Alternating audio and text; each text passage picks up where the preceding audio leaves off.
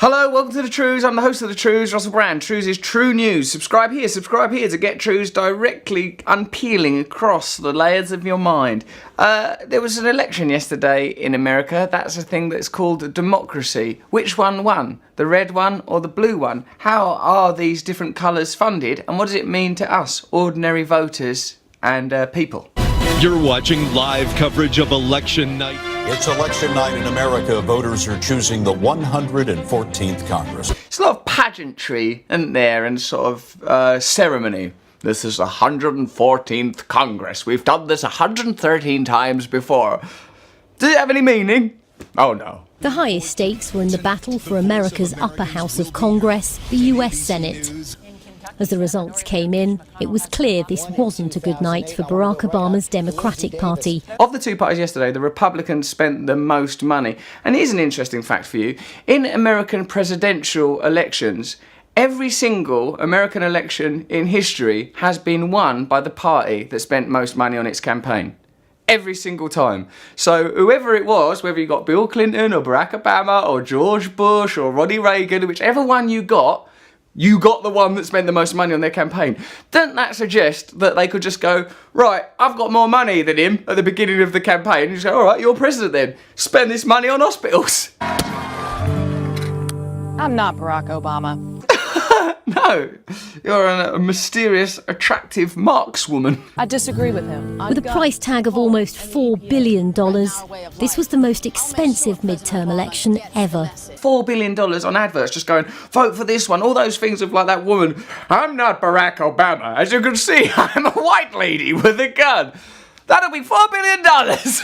What you could have done with $4 billion, it's 10 times more than the government has committed to fighting Ebola, just to have the gun woman in yellow Bono glasses. Education, you could, with $4 billion, you could pay for 24,000 students' entire education.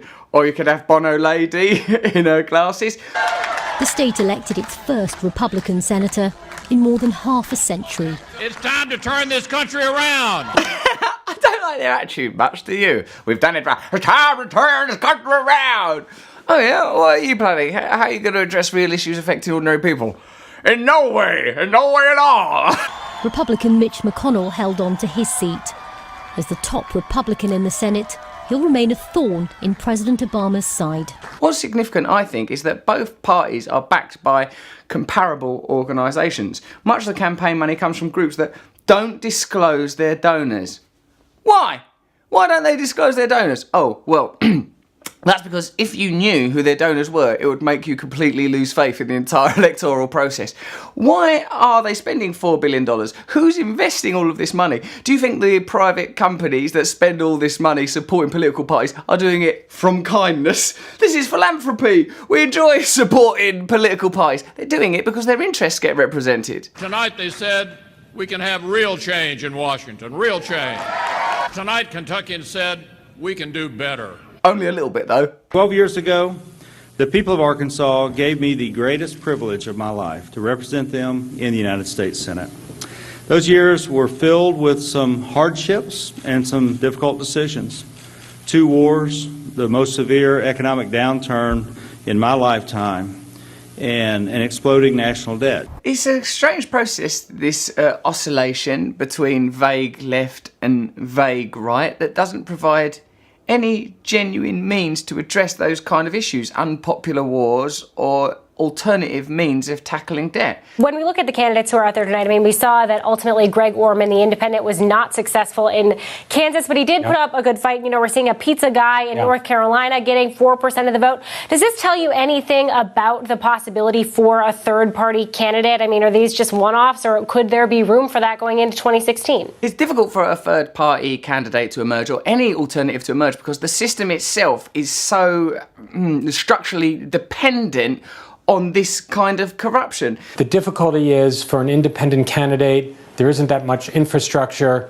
to support you. Recent news in the New York Times that emerged due to a coding error revealed that some of the Republican Party's top donors are the most abusive corporations on the planet. ExxonMobil, Koch Industries, Pfizer and Coca-Cola. Establishing limits on campaign contributions is famously ineffective because there's so many ways to get around the law.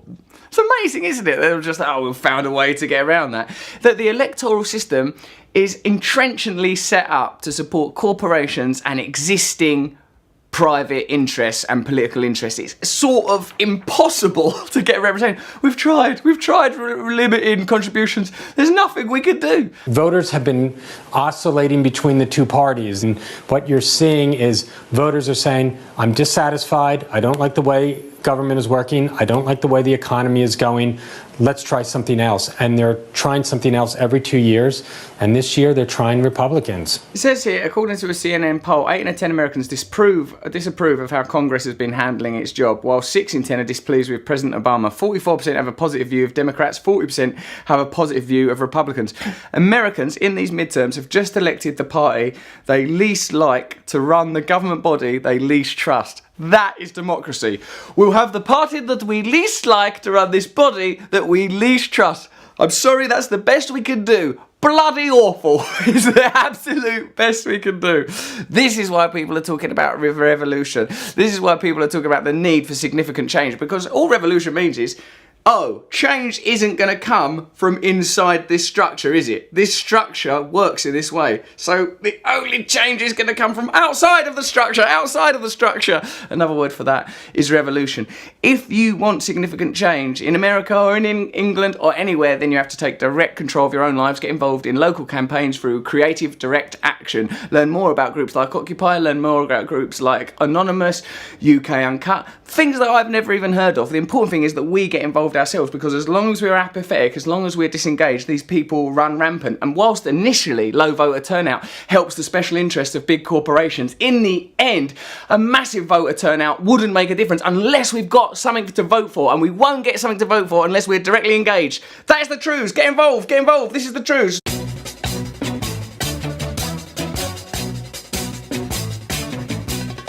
Nose is a tool that is abused to fool you and to leave you scared and confused. Trews is like the nose. If the nose was true, I want some Trews. Let's have some Trews.